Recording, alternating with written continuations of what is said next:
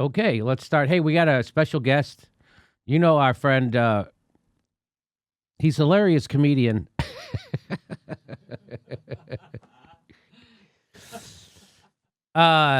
It's from Pushback and the Gray Zone.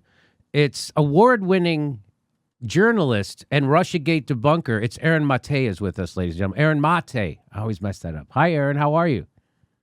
You know, Jimmy, I have tried stand-up before, but there's no tape. I'm just thankful there's no tape.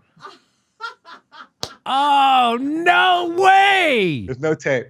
Recently I found the video and I erased it. I got it erased. No! Yeah. I got it. Yeah. No one will ever get it. Nobody will ever get it.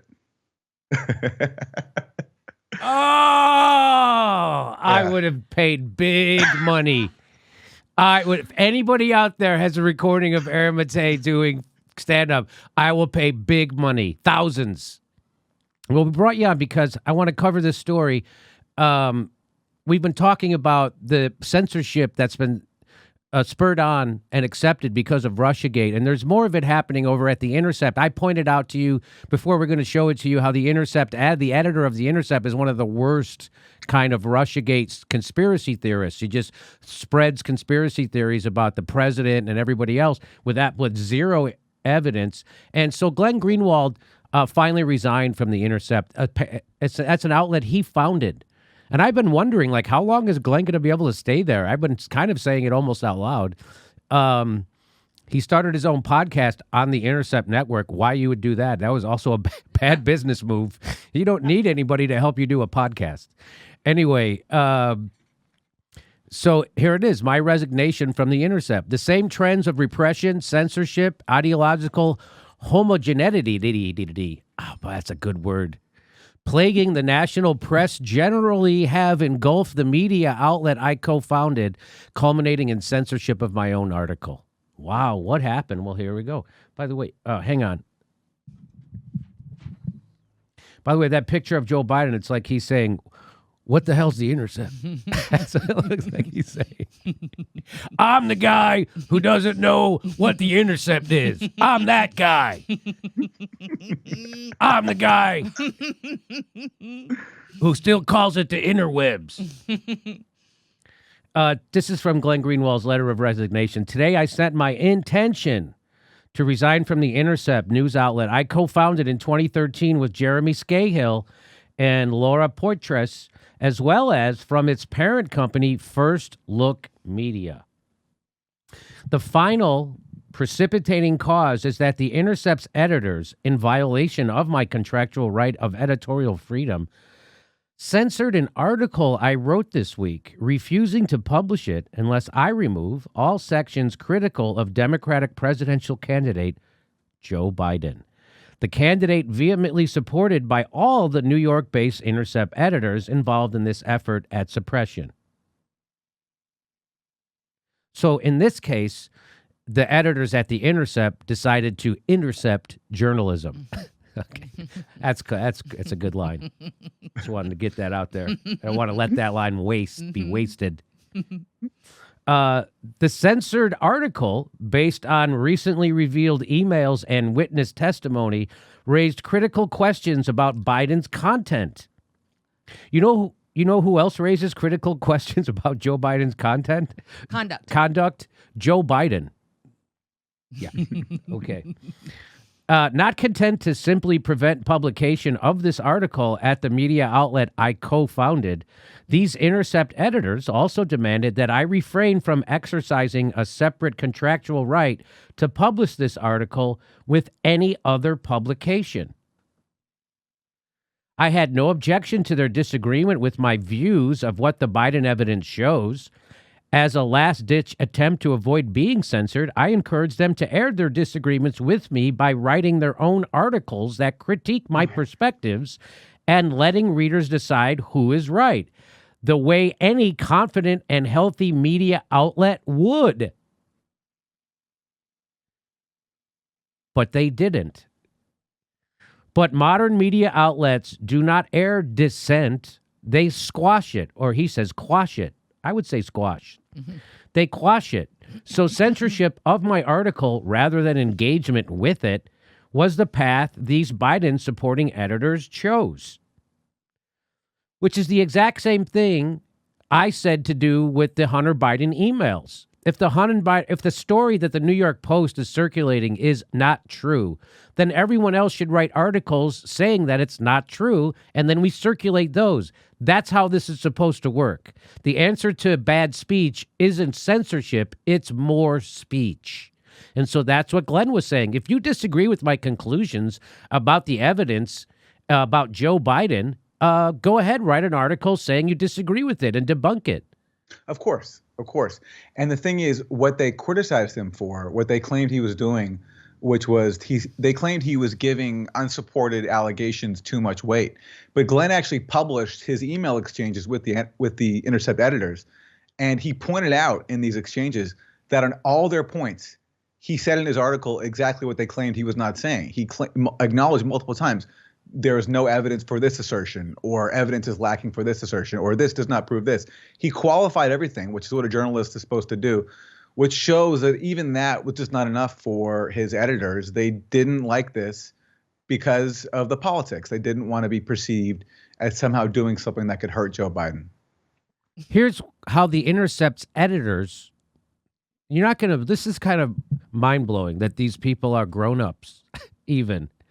Like, this is like something you would think was written by high schoolers, but it's the editors at the Intercept. I told you that fucking that place was garbage.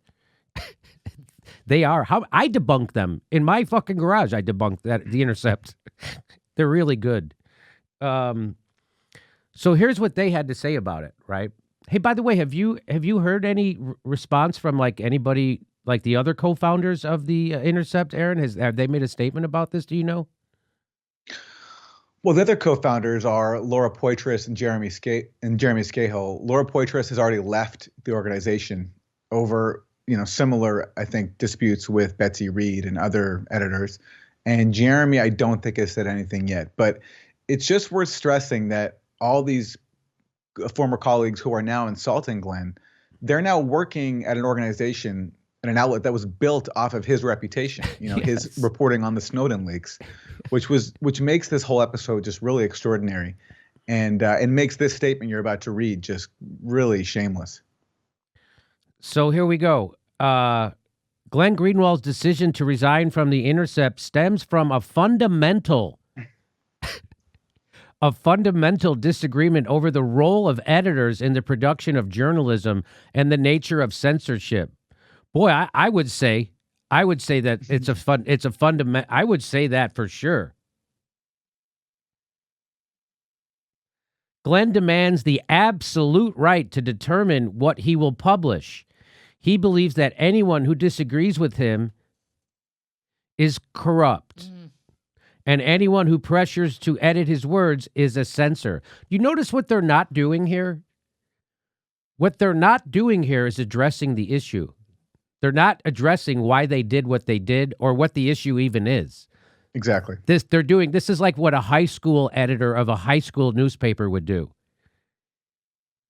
And we're supposed to respect them. That's what I say about these places like the Washington Post and the Intercept. You guys are garbage. You don't fucking get to judge me. I judge you. You guys are pieces of shit, and I can see right fucking through you. It's unbelievable. And thus the they got guys like that. Who's that fucking Russiagating guy? The James what's his name? The Jim Risen. James Risen. Yeah. Jesus. And he's part of the problem here, because this is one of the points that Glenn makes in his email exchanges with the editors. He's saying, like, you let Jim Risen print an article recently, pointing to this Hunter Biden thing as being possibly Russian disinformation, thereby parroting the claims of ex-CIA officials who said that. But even worse than that, Glenn pointed out, in the letter that said this from, John Brennan and Jim Clapper, that we think this has the classic earmarks of a Russian information operation, even these guys said, we don't have evidence for it. Right. And Glenn's point was, you didn't even put that in Jim Risen's article. So Jim Risen basically labeled this Russian disinformation and didn't even go to the level of the former intelligence officials he was parroting and acknowledging that there's no evidence for that. And so Glenn's point was, if you're going to let him say that, this could be Russian disinformation, how are you going to try to censor me from pointing out what is publicly known already about Hunter Biden? Well, it's because they have a fundamental disagreement over the role of editors and the production of journalism and the nature of censorship. You know what that fundamental disagreement is? They're for censorship and he's not. That would be their fundamental disagreement. They don't tell you what the fundamental disagreement is. They just tell you that they have one. And that fundamental disagreement is the editors at The Intercept are super pro-censorship. And Glenn Greenwald isn't. He thinks the answer to bad speech is more speech. And he's correct, of course. But this is why the price of liberty is eternal vigilance, because you got people at The Intercept. Of course, the people at the New York Times, the Washington Post, MSNBC, and CNN, they're going to be pro-censorship because they're bought and paid for by the censors. But you would think someplace like The Intercept wouldn't. But, of course, they're owned by a billionaire. So there you go. They all work for a billionaire. There's a billionaire somewhere. There's always a billionaire somewhere. And that's why The Intercept is garbage. So,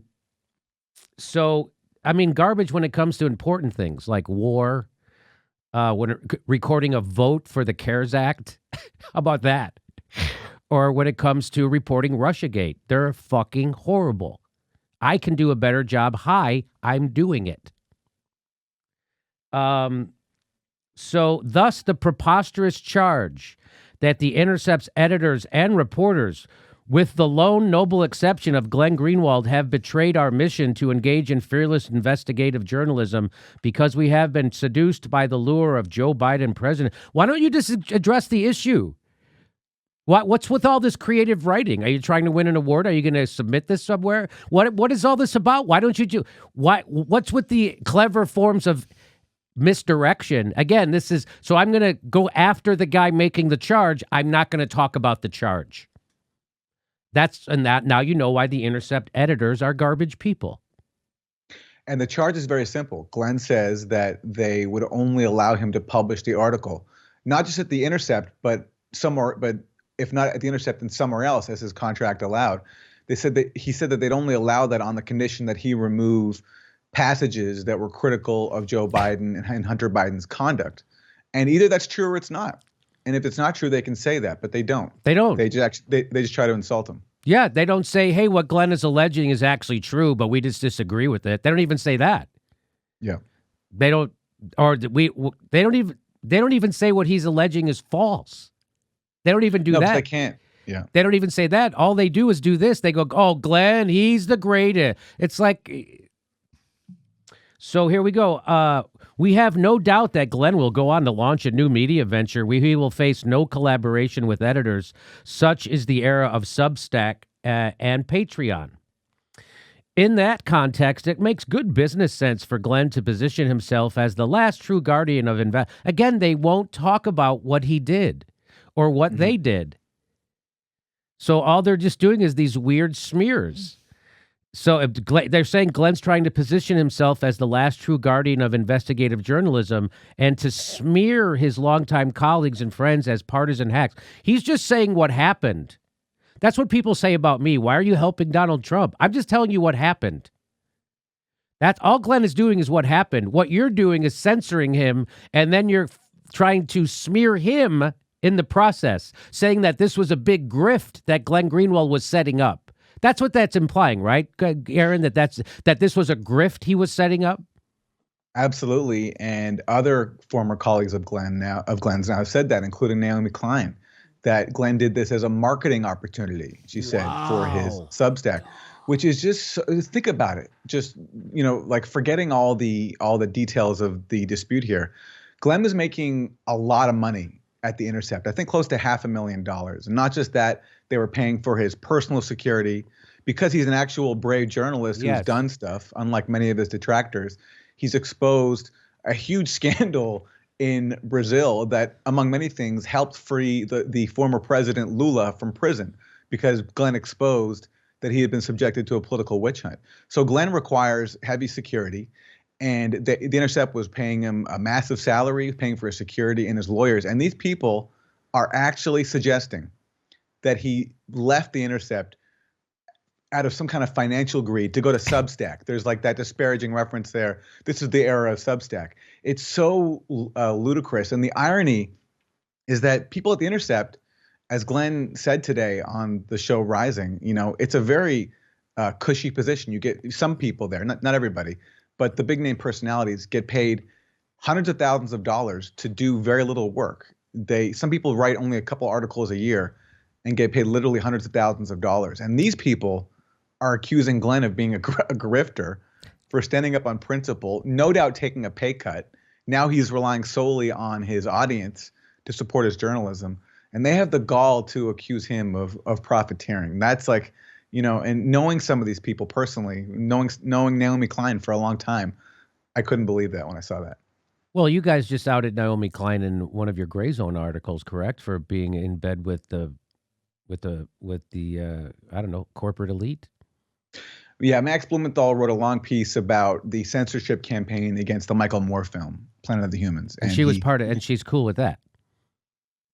Max reported that she was a part of that, I believe, yes, and that she's engaged in she's gotten some funding for, I think, a documentary from the Rockefeller Foundation, right, and other dubious foundations. That's all in Max's That's all in piece. Max's report. We've reported it here, and that's super sad. So when you see things like that, so now there's a lot of journalists at the Intercept, which like just casually you would think, oh, he's a good guy, or that's a good guy, or I kind of like that person, right? Or I've seen them do good work, right?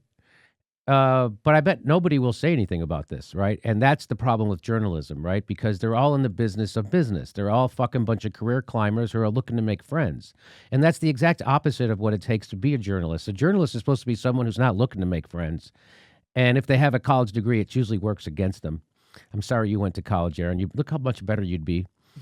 But well, Lee Fong, who was one of Glenn's colleagues at the Intercept and has done really good reporting, he's spoken out in defense of him. Good. And, honestly, I don't even fault someone for not speaking out. I really actually don't. People have to work. People have to earn a living. Journalism jobs are scarce. It's fine. But to disparage Glenn, for those who are disparaging him and accusing him of being a grifter and trying to whitewash the censorship, and also trying to whitewash the very sad turn that the Intercept has taken editorially, which he pointed out, where, they're founded, on his reputation after he, broke the Snowden story. They're founded on the principle of defending whistleblowers and challenging the national security state. And then since Russiagate has come along, especially, except for Glenn and a few others, they've become stenographers of Russiagate. I mean, and they have a fundamental contradiction where their editor-in-chief, Betsy Reed, is a devout Russiagater. She's insulted Russiagate skeptics publicly. She believes that there was collusion. Well, here, I'll play that for you. Let me just get to that, because you're talking about that. Let me just finish this article. This is the editors at the Intercept, and she says, "We get it, but facts are facts, and the Intercept's record of fearless, rigorous, independent journalism speaks for itself." No, it doesn't. You guys have been repeating Russiagate CIA talking points since this started. I've been outdoing you on the regular at this in my garage, okay? So no, it doesn't speak for itself. In fact, you guys suck. And here's what Aaron has to say. I suspect that a big reason Russiagate isn't being grappled with is because too many progressives got duped into peddling it or intimidated into not pushing back on it. But we can't just ignore it now. And the reason why is because this is from the Intercept's own podcast. And here's the editor of the Intercept. Listen to this garbage coming out of a grown-up's mouth. And this idea of like a conspiracy, which, Mueller defined narrowly and set a very high bar for as a tacit or express agreement with the Russians. I really think what the picture you get reading the report is that the Trump campaign was not sufficiently competent to execute an agreement like that. Like, it's just complete mess. But there are a zillion connections with the Russians and attempts to kind of, work together in some loose way. So I do think that I think that there's plenty of evidence of a kind of soft, loose type of collusion in the report, but just not that, high level of conspiracy. And then, of course, that's fantastic. Oh, sure, they couldn't prove conspiracy. There was no evidence. Mueller said there wasn't, but God damn it, there's a bunch of it everywhere. I could show you. Well, where is it? It's everywhere. There's lots of things they were trying to do. Do you have any evidence? No. Are you just going to keep saying this stuff? Yes. Why? Because I'm a horrible garbage editor of a publication that's now bullshit. How could you, Aaron, if you're a journalist, could you go to work at a place that was censoring shit in a partisan way and sleep at night?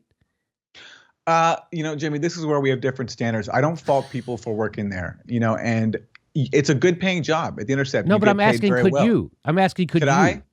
Well, I would never survive in that environment because Russiagate is something I cover. But if I was a journalist who was covering something else, I could see myself letting it slide because, they're just, you have no other option. But look, yes, for me, my kind of reporting was not welcome there at all. I wrote one piece for them because Glenn helped me write a piece about Rachel Maddow, which I covered on this show. After that, Betsy Reed basically didn't allow me back.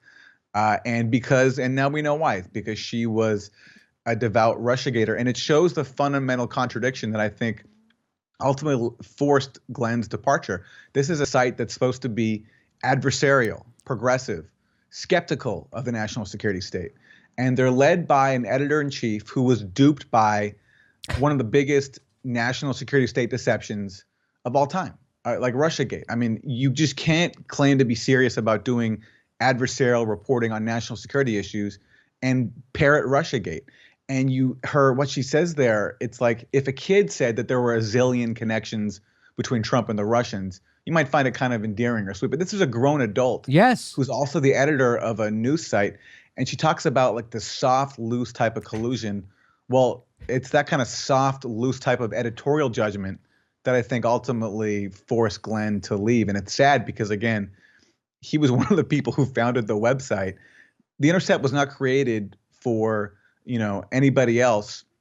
At least originally, it was based on the reputations and the work of Glenn, Laura Poitras, and Jeremy Scahill, and the people that they brought with them. And so to see now the people who are working there as a result of Glenn's work now disparaging him and taking the outlet in the opposite direction, where they're punishing him for challenging the scam that they bought into, which is Russiagate. It's tragic. I've had the same thing happen to me. I know exactly how it feels. How do you do that? How do you in good conscience go in and prop up an organization that's pushing red baiting and McCarthyism and evidence-free conspiracy theories? And it's obvious if you take 1 second to look at it. It was tough for me. Glenn lasted longer than me, so good for Glenn. And it kind of pissed me off. He went on fucking Hill. He didn't come on this show first. Talk to me about it. Goes on fucking right-wing outlet like that. I mean, I love that show Rising. I love they do a great job, but Jesus fuck, they don't need the bump, motherfucker. I could use it. The fuck, right? The fuck's he doing? Anyway, and by the way, they're on the good algorithm. The Hill's on the algorithm where they don't unsubscribe people. Me and Kyle Kalinske are on the shitty out. We don't have MSNBC contracts. We're on the shitty algorithm where they unsubscribe people. So that's why our fucking subscriber growth is almost zero. We got up to 800,000 subscribers, and now they're fucking killing us. And it's because they have different algorithms. There's an algorithm for the shows that they unsubscribe people from, and then there's the shows where they don't. I'm on the ones where they do, and definitely the Hill's on the one where they don't unsubscribe them because they're a big corporation. It's funny. At the Gray Zone, our videos do pretty well, but I haven't seen the subscribers rise in relation to how many views we get. Like some reviews get tens of thousands, even a few 100,000 views, but I've noticed too that our subscribers don't rise in line with how many people are watching us. That's right. It's curious. No, there's no doubt about it. I mean, I'm getting 9-10 million views every month, and my subscriber count is just crawls up. And before, when I had almost no subscribers when I started this channel in 2016, We were adding 1,000, 2,000. We were over 30,000 a month. We were adding subscribers out of our ass because it was an election year, right? And it's another election year, so you'd think it would be through the roof. Our videos get lots of views. Like I said, we're getting 9, 10 million views a month. Our subscriber base just creeping up. And other shows who no one watches, if and you know the shows I'm talking about, Aaron, no one watches these shows. They drop videos. Their videos get 4,000 views. No one watches these shows. They've blown right past people like Kyle and me, and no one watches their shows. I'm talking about a subscriber base, and that's obviously there's different algorithms. There's the corporate algorithm, and then there's the actual independent journalist algorithm. You're on that. I'm on that. Kyle Kalinski's on that. But no doubt, there's lots of YouTubers who aren't on that. So here's just one. Let's just cap it off with one more tweet from Aaron Mate. Here's one example. Post-Mueller report, editor-in-chief of a major outlet claimed Mueller found plenty of evidence of this kind of soft loose type of collusion. The outlet wasn't the New York Times, Washington Post, Atlantic, or Mother Jones. It was adversarial, progressive, The Intercept. That's it. That's Aaron employing some of that great comedic sarcasm. Right, Aaron? Put Aaron up here. There you go. That joke would kill. Dude, that joke would kill. Let's go back. There's a little bit more I want to cover. I skipped over this. I just want to show that. So when Glenn announced he was resigning from The Intercept, for some reason, Chris Hayes tweeted out that. Now, do you know why he did that? Was that aimed at Glenn? Was that what that was? The timing tells me that, yes, it was. So I didn't know Chris Hayes and Glenn had an adversarial relation. What is he upset with Glenn about? Well, again, Glenn called out the Russiagate scam that Chris has to promote every single night.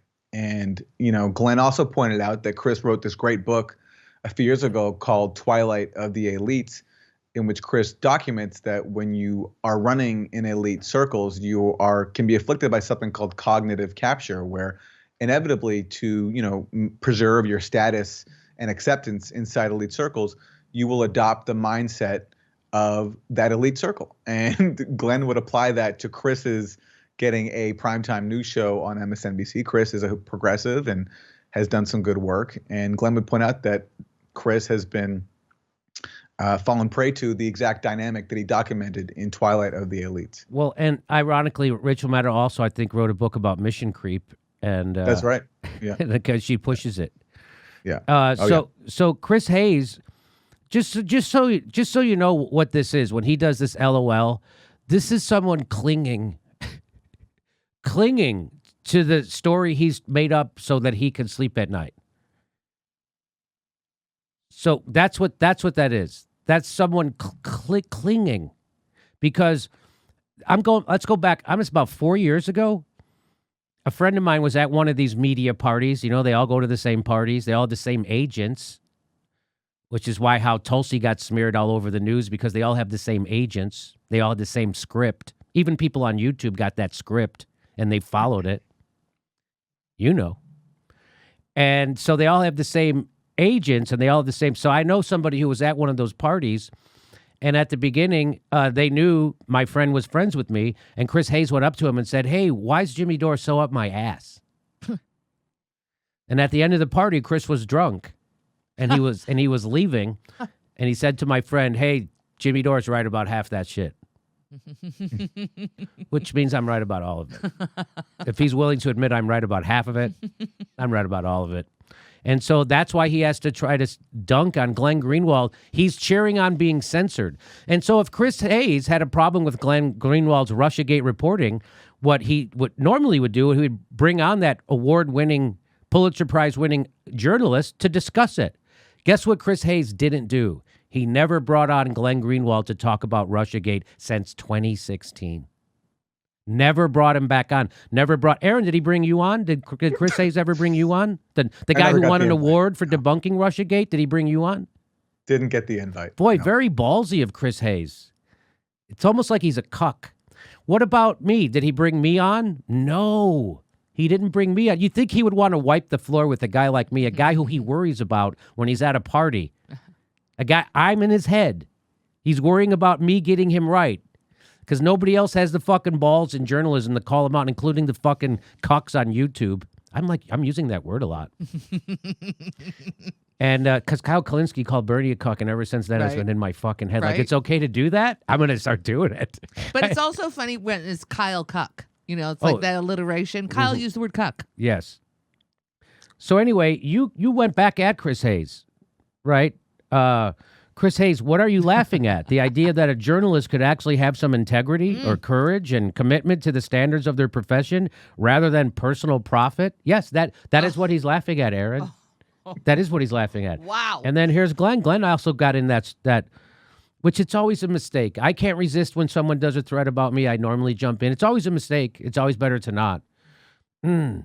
It's always better to not acknowledge your detractors. It's always better. But sometimes, here's Glenn. Do you think Chris, while he's giggling, will let me hold all the journalism awards he's won for his intrepid, brave, and important investigations? If I'm not mistaken, the FBI paid him a visit after one very hard-hitting interview with Amy Klobuchar. That's the stuff he's made of. Wow, Glenn he could write for me. Glenn, if you ever want to write comedy, it's open. The door is open. God damn, if you need, I know you're looking for extra money. I bet if I could announce Glenn Greenwald is now working in conjunction with the Jimmy Dore show, do you know, oh boy, I bet you donations would go through the roof, and then I could pay you some comedy writing money if you need it. I know you're looking for, it's open. Call me. That was fantastic. Zayd Jilani says Comcast spends millions of dollars annually to produce this. Boom. Boom. How do I know who that guy is? What is that? Doesn't he write for some? Who's CJ? How do I know that guy, Aaron? How do you know him? He's a former writer for the Intercept, actually. That's it. That's what I thought. And that's why that's kind of cool that he did that, right? Yeah. He's friends with Glenn. I think they have a certain affinity in that they both, are staunch advocates for free speech. I myself have some disagreements with some of Zed's views, but he stood up for Glenn there. Oh, God. Don't you wish I had the time to fucking find out what Aaron had, what the problem is with Zed? Turns out we don't have time. You went back. You came back at Chris Hayes. It was nice. You go, yes, and don't forget that he also is one who helped alert us that Trump may have been a Russian intelligence agent since 1987. Here he has Jonathan Chaitin, who wrote a book about it. And here's the Chiron. It says, unlikely, but possible that Trump has been Russian intel assets since 1987. Woo! I think he was a Democrat back then. By the way, and just so you know who Glenn Greenwald, Chris Hayes is, you know my rule about this, right?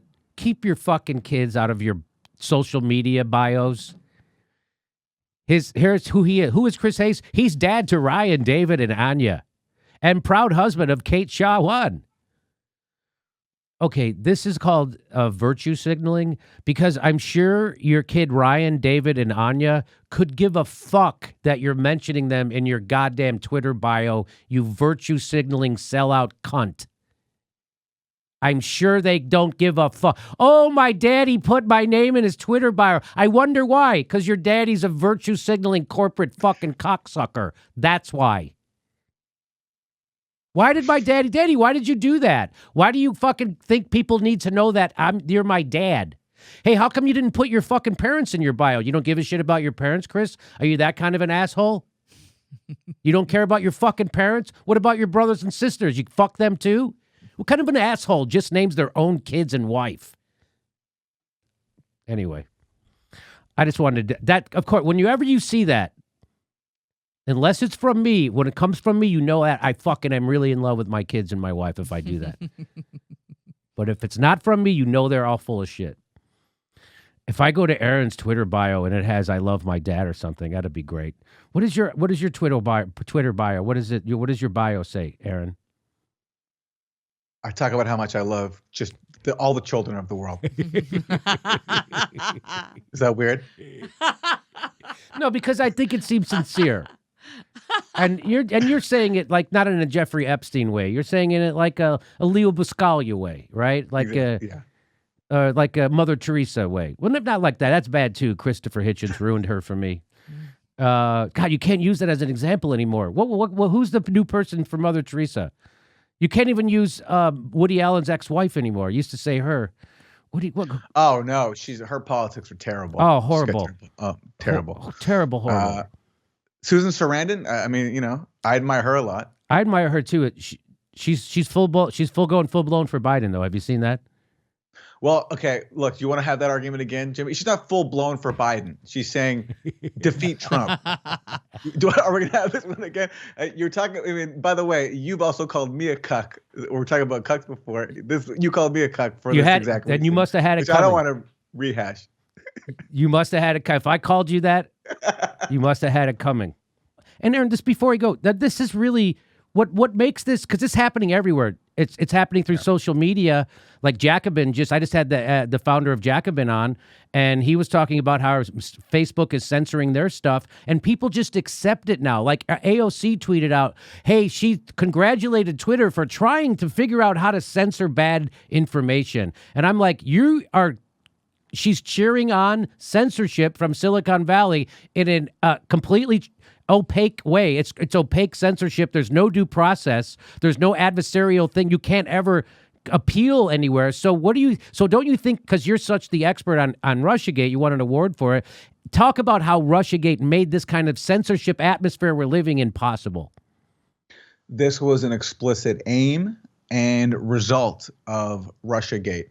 With Russiagate, we got bombarded in this country with propaganda that all of us were being duped by sophisticated Russian trolls who sowed chaos, exploited our differences, sparked Black Lives Matter protests, got people to vote against Hillary Clinton.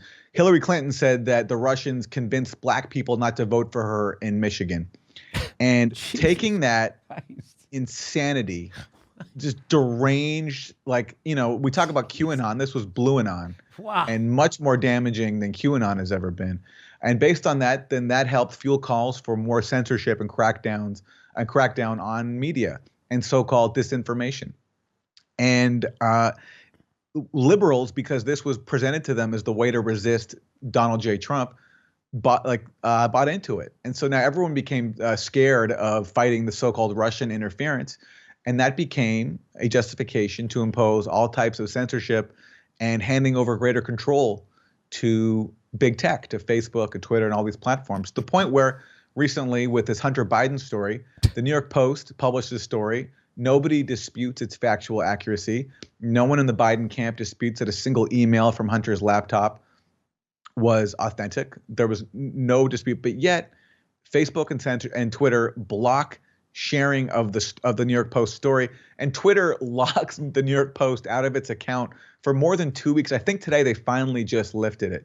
So this is a direct aim, I think, and certainly a result of Russiagate. And look at all of our colleagues, Jimmy, in the progressive, liberal media world who bought into it. Never said anything. Well, I will say, I was at the Young Turks. Everyone knows they were the loudest Russiagators on YouTube, and I was still working there, and I got to give tip of the hat to Cenk Uygur. He never once tried to censor me or anything I ever said. So he let me come in his studio on his cameras and say the exact opposite of what he was telling his audience. And I brought on people like you on that show, and we did debunk it. So unlike MSNBC and CNN and Chris Hayes, Cenk Uygur had the fucking nads. He had the integrity to let me come into his studio on a weekly basis and go directly against the narrative that his organization was pushing. Turns out I was right. So it's fun for me. That's why I keep bringing it up. If I was wrong, I would never bring it up. But I was right. And I warned them at the beginning, this is going to start censorship. It's going to be revisited on us. And it's going to be and that's exactly what's happening. And not only are we being deranked, and places like Truth Out and Truth Dig and Truth Fuck, every place is getting deranked. Even places like the Russiagating Intercept. For a while, Google was deranking them. So this is, and it's the fact that, again, maybe it's because I come from comedy and I was such a fan of Lenny Bruce and George Carlin and Bill Hicks that I understand censorship more than people who are actual journalists or call themselves journalists. But they don't get it. They were for censorship. They're for Russiagate, and now it's coming back to be revisited on the left. So Do you see any end to this? When is it? Does it take Trump to get out of office for us to stop censoring about Russia? That's a great question. The irony is, I think that if Biden gets in, his administration will be actually a lot more conciliatory towards Russia than Trump was, because if you look at Trump's actual policies, Trump talked about in public being nice with Russia and having good relations, and that was a part of his campaign. But that was so insanely undermined by the national security state, where they were leaking phone calls, leaking this whole grand conspiracy thing to undermine all that, to undermine Trump's calls for better relations with Russia, and to stigmatize it, to basically say that if you're going to do that, we're going to accuse you of being a Kremlin agent. So the one impact of that is that Trump, he went along with the most hawkish elements of his administration, and was a far worse hawk on Russia than Obama was. And Obama was pretty hawkish. So, Trump tore up these vital nuclear treaties, including what looks like he'll destroy the last remaining nuclear treaty, which could mean that we'll have a new arms race between the U.S. and Russia unless it gets renewed. He sold arms to Ukraine that Obama didn't sell, because Obama didn't want to further inflame the proxy war that he started in Ukraine, and also didn't want to arm neo-Nazis, which are a major component of the Ukrainian armed forces. And so I don't think Biden could actually top Trump in being a hawk. And so yet, though, I still think, though, every time there's people like us who are, countering the prevailing narrative, I think you'll see us continue to be labeled as, in the same way that they did this with the Hunter Biden story. There might be some anonymous leak saying that, is Jimmy Dore or the Gray Zone, they might be a part of a Russian disinformation campaign. We'll see tactics like that. Like they also did to Tulsi Gabbard, where Hillary Clinton just called her a Russian asset, or Jill Stein was investigated by the Senate Intelligence Committee for possible collusion with Russia. I mean, it was just because her crime was going over to Russia for a event organized by RT. So I don't think that will go away. I do think the centrality of Russia in our politics will recede, because if Biden's in office, it will no longer be needed by the Democrats as a political tool against Trump, because again, they use this whole Russia thing against Trump to weaken him and to avoid becoming a real opposition party, to actually have real policies for people, to instead channel it into this dumb conspiracy theory that Russia was the cause of Trump's win, and that he might have even been complicit in some grand plot which Mueller was going to discover. So I think that part will no longer be there. So we might hear about Russia a bit less, but the censorship and the McCarthyism, the tainting of dissent, that will stay with us for a very long time. The tainting of dissent. And anybody who pushes Russiagate, and people are still doing it today, even on YouTube, if you're pushing Russiagate, you are pushing for censorship, because and it's coming for you. Yeah. Oh yeah. Okay. I had one more thing I wanted to say to you, Aaron. So I'm going to cover the Steel Dossier, that what's just been revealed, where it actually came from. I'm going to do that right now. Do you want to stick around for that, or do you got to go?